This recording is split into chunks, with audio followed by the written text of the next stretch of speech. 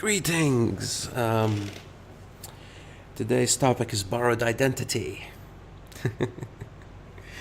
You know what these are, right?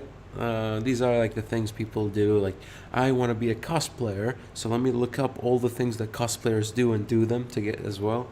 Or, oh, I want to be a magician. Let's look up all the things that make a good magician. You know, the hat, the stick, and focus on building up my identity from that stereotype, right? Same goes for football, same goes for whatever. Like, there are classical stereotypes that always people follow to get their identity out of. Um, I'm not mocking. I see why that would be appealing. But I would like to say one thing. When it comes to borrowed identity, there's no such thing as an original identity. I've discussed this before.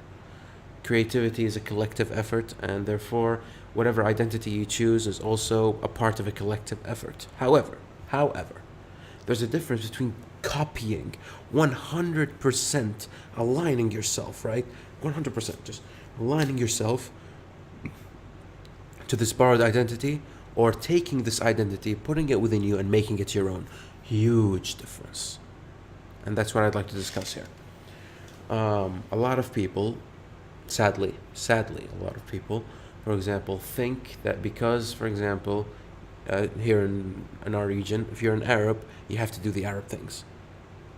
And everything you do has to be according to the Arabic identity. A lot of people actually advocate for the Arabic identity. But I'm like, how about y'all take this Arabic identity, put it within you, right? And alter it and mold it to your being in such a way that it becomes an expression of you. And even though you are supportive of the Arabic identity, that does not take away from your own personal alterations of it, and vice versa, nor does your alterations of it affect the Arab identity. But because people refuse to recognize this and actually focus all their attention on aligning to a standard that was established either years ago or established by people who don't know much about it, observers outside looking in, you get yourself, for example, I don't know, if you fish, you need the fisher's hat, right?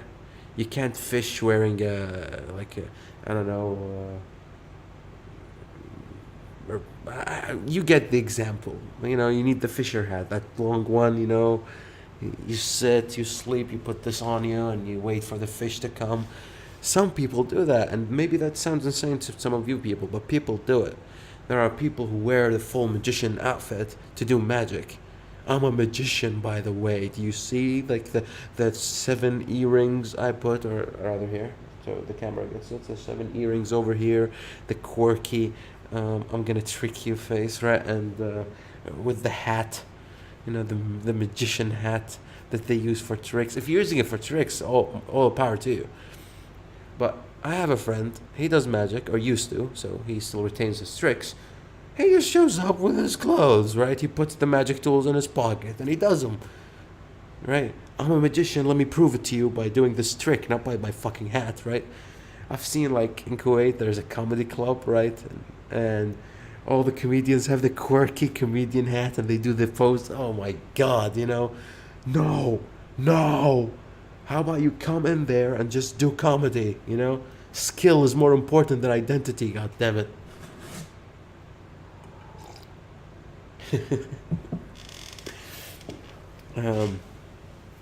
And here, that's what's important, right? At least to me, which is you have to generally, you have to know that a borrowed identity, you aligning to it to the fullest, will not give you closure with your own self. Regardless of whatever type of person you are, conservative, liberal, whatever, you have to have something for you that comes out of you. Through a medium, maybe this identity is the medium, as long as it's coming out, I don't mind, right? It has to come out. It is important. You can't just borrow identities and align to them 100%. If you do, you won't be happy. You can't be happy. I don't care who you are, right? It's just, it will feel less. and maybe you do it for a social, like a social adaptation. That's fine. You know, when people like go out there, display themselves as manly, but actually they're deep and emotional, but they keep that to themselves. And when they're in the privacy of their own room, they put the, like, you know, emotionally stirring shows, whatever they are, and they give they allow themselves to tear up and all of that stuff. That's fine, right? The outside does not accept my regular identity, so I mask it with something. And when I come home, I do my own thing, or within my circle of friends, right? Only the people who are close to me get to see this. The rest of the world get to see this mask. That's fine, but that that's forgiven. But generally, no. Like, if you, whatever identity you steal, and or borrow, and put it within you, let yourself, let your own personal touch enter it. If you're a cook, you don't just copy everything, all the ingredients from other cooks. What you do is you copy it first, you try it a few times, then you alter it a little bit to fit your own style. You're like, you know, I don't know, Golden Ramsay, you know, puts a little bit of salt here, but I don't like salt in this occasion. What I like to use is this alternative, seasoning. And what it does, it amplifies this instead of that, and that's like, I prefer this over the salt. Fine, you know, great.